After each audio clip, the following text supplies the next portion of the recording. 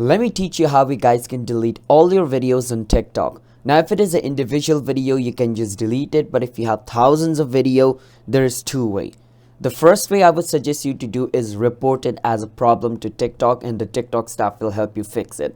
The way to do it is by clicking on your profile at the bottom of your screen and clicking at the three line at the top right of the screen. Click on settings and privacy at the bottom. Scroll all the way down and click on report a problem. Click on where it says account and profile. Click on where it says editing profile. Click on others. Click on no at the bottom.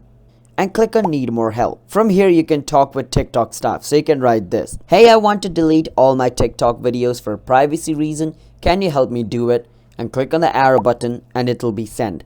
And from there you can talk with TikTok staff and they'll help you fix your issue. The other method is just delete your TikTok account and make a newer one. These are the only two methods that's currently working. Hope I was able to help you guys. Subscribe to our channel for more videos like this.